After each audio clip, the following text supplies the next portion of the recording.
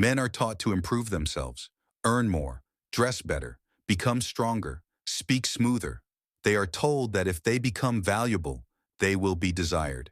But here is what most never understand.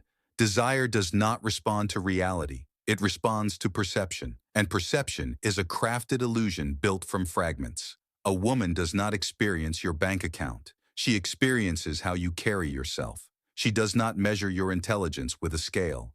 She measures how confidently you express it. She does not dissect your entire character. She reacts to the parts you allow her to see. Human beings do not fall in love with facts. They fall in love with impressions. This is not deception. This is human nature. In courts and kingdoms, rulers understood this long before lovers did. A prince did not need to be merciful. He needed to appear merciful. He did not need to be invincible. He needed to appear unshakable. The crowd never sees the machinery behind power. They see symbols. They see posture. They see certainty. And from those signals, they draw conclusions. Women are no different.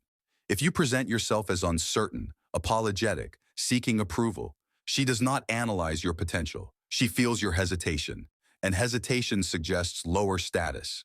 If you present yourself as composed, selective, calm under pressure, she does not demand proof of your worth.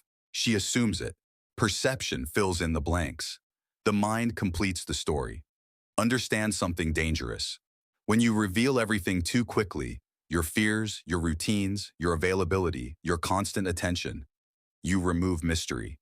And mystery is oxygen for attraction. A closed book invites curiosity. An open book invites comfort. Comfort is safe, but safety alone does not ignite desire. You must learn to control what is seen, and more importantly, what is withheld. This does not mean lying. It means pacing revelation. It means speaking with intention. It means allowing silence to do its work. A man who constantly explains himself appears defensive. A man who stands by his decisions appears grounded. Even if both men are equally capable, perception crowns only one. Notice how quickly people judge. Within seconds, she decides whether you are dominant or submissive, secure or anxious, desired by others or desperate for attention. These judgments are not fair, but they are automatic. And you cannot fight automatic responses with logic. You must guide them. Your posture communicates before your mouth does. Your tone communicates before your words do. Your patience communicates before your promises do. If you chase validation, you signal scarcity within yourself. If you move as though you have options, you signal abundance. Perception does not require proof. It requires consistency. Once she perceives you as high value, her mind will filter evidence to confirm it. Once she perceives you as low value, her mind will filter evidence to justify it. This is why first impressions hold so much power. They shape the lens, and the lens shapes everything that follows. So ask yourself, are you showing her your strength or your insecurity? Are you revealing your ambition or your neediness? Are you letting silence build intrigue, or are you filling it with nervous explanation? Control perception, because in attraction, as in power, reality matters less than the story people believe about you. And the story is always in your hands. Men pride themselves on logic. They believe that if they say the right words, make the right arguments, prove their value clearly enough, they will win. But attraction is not a courtroom. It is a current. And currents do not respond to reason. They respond to feeling. You can explain why you are loyal. You can explain why you are ambitious. You can explain why you would treat her better than anyone else. But explanation does not create emotion. Emotion creates decision, and decision comes first. Logic arrives later, to justify it. A woman may say she wants stability, yet feel drawn to intensity. She may say she values predictability, yet become obsessed with mystery. This is not contradiction. It is biology. The human brain evolved for survival, not fairness. It reacts to stimulation, uncertainty, novelty, status signals. Before logic ever speaks, emotion has already whispered its verdict. If she feels excitement in your presence, her mind will search for reasons to support you. If she feels boredom, her mind will search for reasons to dismiss you. Notice the order. Feeling first, reason second. That is the hidden hierarchy. Most men attempt to negotiate attraction logically. They over-explain. They defend themselves. They argue their case when confronted, but arguments rarely increase desire. They often expose insecurity. Think carefully. Have you ever tried to convince someone to like you? The more you explain, the less convincing you become. Why? Because persuasion without emotion feels desperate. Power never begs to be understood. It radiates presence. Emotion is created through experience, not argument, through tone, through pacing, through unpredictability, through tension. When she feels curiosity, her imagination begins to work. When she feels challenged, her mind becomes alert. When she feels slight uncertainty, her attention sharpens. Emotion is engagement. Logic is analysis. And analysis often cools what emotion ignites. This is why over-texting destroys momentum. This is why long rational explanations after small disagreements weaken your position. You believe you are clarifying. She feels you are seeking validation. Instead of defending yourself, you must regulate the emotional temperature. If tension rises, remain calm. If she tests you, respond playfully. If she withdraws slightly, do not panic. Emotion feeds on reaction. The man who reacts emotionally gives away control. The man who maintains composure controls the atmosphere, and atmosphere shapes attraction. Understand this deeply. A woman may forget the details of what you said, but she will remember how she felt around you. Did she feel safe? Did she feel intrigued? Did she feel alive? Or did she feel pressured, analyzed, convinced? Emotion leaves residue. Logic leaves explanation. And attraction grows from residue. You must stop trying to win debates. Start creating emotional experiences. Speak less to prove. Speak more to provoke feeling. Slow down your delivery. Hold eye contact longer than expected. Pause before responding. Let tension breathe. When she laughs, hold the moment. When she challenges you, smile instead of defending. When she questions you, answer briefly and shift the energy. Do not overinvest in verbal reassurance. Instead, invest in emotional impact.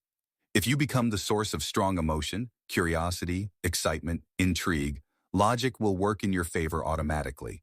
She will rationalize your flaws. She will overlook minor mistakes because emotion has already decided. But if emotion turns neutral or cold, no amount of logic will revive it.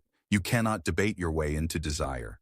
You cannot reason your way into chemistry. Emotion is the engine. Logic is the passenger. And the man who understands this stops arguing for attention and starts commanding feeling. Observe any marketplace. What is rare becomes precious. What is common becomes invisible. This principle does not change when the marketplace becomes emotional. Desire intensifies in the presence of limitation. When something feels accessible at any moment, it loses urgency. When something feels slightly out of reach, the mind begins to chase. Most men destroy attraction not because they lack value, but because they offer unlimited access, unlimited time, unlimited attention, unlimited reassurance. And when access is unlimited, mystery dies. Scarcity is not about playing games. It is about protecting value. If you are always available the second she calls, the second she texts, the second she feels uncertain, you communicate one thing without saying it. You have nowhere else to be. No greater mission, no competing priorities, and the mind interprets that as low demand. But when your time is structured, when your attention is deliberate, when your presence feels intentional rather than automatic, the dynamic shifts. She begins to feel that your time is earned, and what must be earned feels valuable. Consider how anticipation works. If you see her every day, speak to her every hour, reveal every thought immediately, the experience becomes predictable. Predictability breeds comfort. Comfort rarely breeds longing.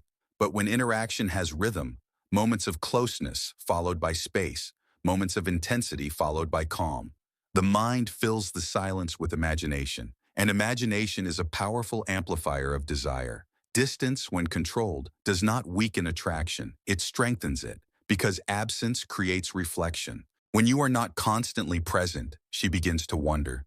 What is he doing? Who is he with? Why is he not reaching out right now? These questions generate mental engagement, and mental engagement is emotional investment. Scarcity also applies to validation. If you compliment excessively, your words lose weight.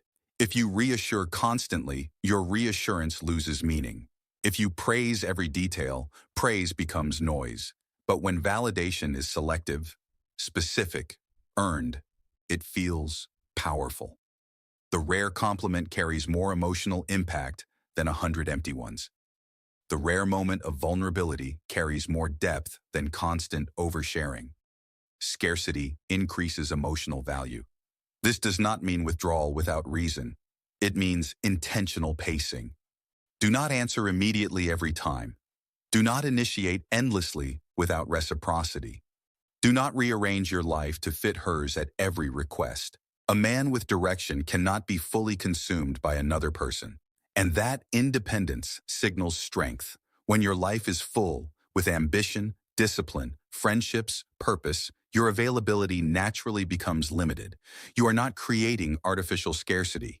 You are living a structured existence. And that structure communicates that being part of your world is a privilege, not a guarantee. People desire what feels selective. A club with no entry requirements attracts no status. A life with no boundaries attracts no respect. Boundaries create scarcity. Scarcity creates value. Even emotional expression follows this law. If you reveal intense attachment too quickly, the tension collapses. If you maintain composure while gradually deepening connection, anticipation grows. Desire thrives in progression, not saturation. The key is balance. Too much distance creates detachment. Too much presence creates familiarity. But controlled space, intentional pacing, deliberate access, creates hunger. And hunger sustains attraction far longer than constant feeding. The man who understands scarcity does not fear silence. He does not fear waiting. He does not fear being slightly unavailable, because he knows that value expands in absence, and longing grows strongest when something meaningful cannot be possessed at will. In every interaction between two people, there is an invisible structure, a silent agreement about what is happening. Who is qualifying whom? Who is leading? Who is reacting? This invisible structure is called the frame. And most men enter conversations without realizing they have already stepped inside someone else's. The frame determines meaning.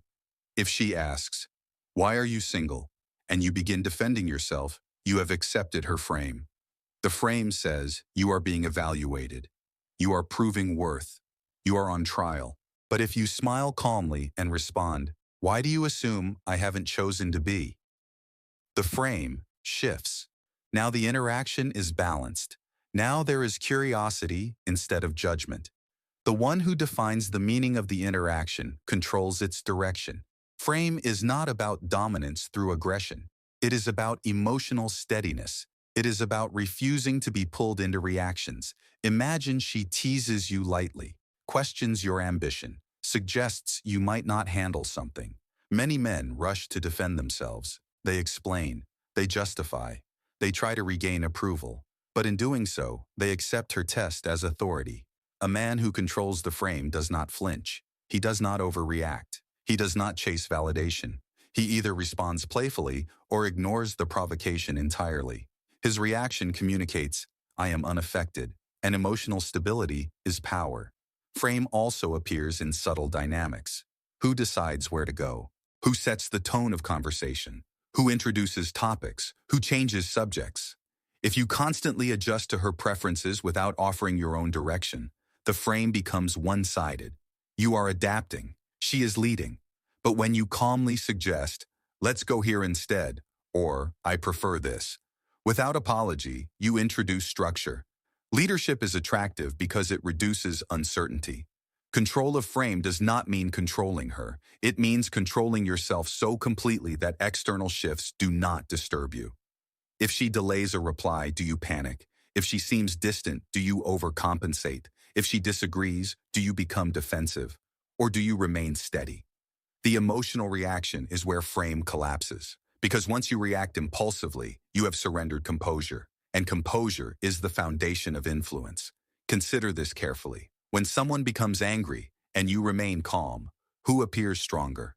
When someone tries to provoke insecurity and you respond with humor, who appears higher in status? Strength is not loud, it is unmoved. Frame control also means defining the nature of the relationship. Are you seeking approval, or are you evaluating compatibility? If you approach her as if she is the prize and you are competing, the frame is unequal. But if you approach with the mindset that both of you are assessing fit, the dynamic stabilizes, your posture changes, your tone changes, your energy changes, because you are not chasing, you are choosing, and that shift is felt instantly. People test frames constantly, often unconsciously, through sarcasm, through withdrawal, through mild criticism, through comparison. They are observing your reaction. If your emotional state depends entirely on their approval, they feel it, and dependency weakens influence. But when your emotional state is internally regulated, when your identity does not bend under minor pressure, the frame solidifies. You become the reference point, the stable axis, and stability attracts trust. Frame control is the art of defining reality without announcing it. It is holding your standards without argument. It is disagreeing without hostility. It is leading without forcing. It is smiling under pressure. It is refusing to enter emotional chaos. Because once you step into chaos, you no longer guide it. The man who holds the frame does not need to win every exchange. He only needs to remain centered. And when you remain centered while others shift, influence naturally follows. Most men misunderstand tests. They think tests are manipulation. They think tests are cruelty. They think tests are signs of disinterest. They are wrong. Tests are evaluation. In politics, loyalty is never assumed. It is examined. In war, strength is never declared. It is measured. In attraction, confidence is never believed. It is tested. And these tests rarely arrive announced. They appear disguised as small moments, a delayed reply, a playful insult, a sudden shift in mood, a casual mention of another man, a mild disagreement over something trivial. None of these are accidents. They are probes. She is not asking what you say about yourself. She is observing how you respond under pressure. When she teases you, she is measuring your insecurity. When she disagrees sharply, she is measuring your composure. When she withdraws slightly, she is measuring your neediness. And in those brief seconds, your reaction speaks louder than any confident statement you made earlier. A man may claim he is secure, but if he becomes defensive over a joke, the illusion collapses. A man may claim he is independent, but if he panics when she takes longer to respond, the truth is revealed. Strength is not declared, it is demonstrated in calm. Consider how fragile ego behaves. It argues immediately. It corrects every slight. It seeks reassurance. It demands explanation. But true confidence does not rush to defend itself. It does not need immediate validation. It does not fear small tension. When she challenges you lightly and you smile instead of reacting, you pass. When she questions you and you answer briefly without over-explaining, you pass. When she tests your patience and you remain steady, you pass. And each time you pass, her respect deepens, often without her realizing why.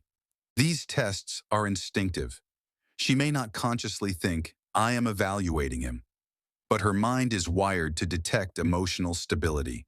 Because emotional stability signals protection, signals leadership, signals reliability under stress. If you crumble under small social pressure, how would you handle larger storms? This is the unconscious calculation. Many men sabotage themselves here. They react strongly to minor provocations. They attempt to dominate aggressively. They withdraw emotionally in retaliation, or they overcompensate with excessive reassurance. All of these reactions communicate instability. The key is balance, not indifference, not aggression, composure. If she playfully says, "You're probably trouble," and you respond with panic or denial, you shrink. If you respond with relaxed humor, only on weekends, you demonstrate control. The challenge dissolves. If she brings up another man casually to observe your jealousy, and you tense up visibly, she learns you are threatened easily. But if you remain unbothered, redirecting attention naturally, you demonstrate abundance. Tests are not meant to destroy you. They are meant to reveal you. And they will continue until she senses certainty. The moment she feels that your identity is solid, that your mood does not swing with minor external triggers, the testing decreases, because she has gathered the data. You must understand something deeper. When she tests you, she is not trying to defeat you. She is trying to feel safe investing in you. And safety, paradoxically, comes from strength, not softness alone. A man who cannot handle tension cannot handle leadership. A man who cannot handle teasing cannot handle pressure. A man who cannot handle uncertainty cannot handle responsibility. So the tests appear small, but their meaning is large. Every subtle challenge is an opportunity to communicate steadiness. Every moment of tension is a stage, and the audience is watching not your words, but your emotional control. You now understand what most men never take the time to study. Attraction is not built on declarations. It is built on dynamics. Perception shapes reality before truth ever speaks. Emotion decides before logic explains. Scarcity increases value without a single word. Frame determines who leads and who follows. Tests reveal strength more honestly than promises ever could. None of this is about manipulation. It is about awareness. The same principles that govern courts, kingdoms, and power structures govern relationships. Human nature does not divide itself between politics and romance. It follows the same laws everywhere. People are drawn to certainty. They respect composure. They invest in what feels valuable. They test what they consider important. If you ignore these laws, you will feel confused. You will believe outcomes are random. You will think attraction is luck. It is not luck. It is structure. And structure can be understood. But here is the deeper truth. These principles do not give you control over others. They give you control over yourself, your reactions, your presence, your pacing, your standards. And once you master yourself, influence becomes natural, because confidence that does not seek approval is rare. Composure under pressure is rare. Scarcity rooted in purpose is rare. And what is rare is desired. Most men chase attention. Few cultivate gravity. Gravity does not chase. It pulls. So the question is not whether women hide these psychological truths. The question is whether you are willing to observe human nature without illusion, because once you see the game clearly, you stop playing emotionally and start moving strategically.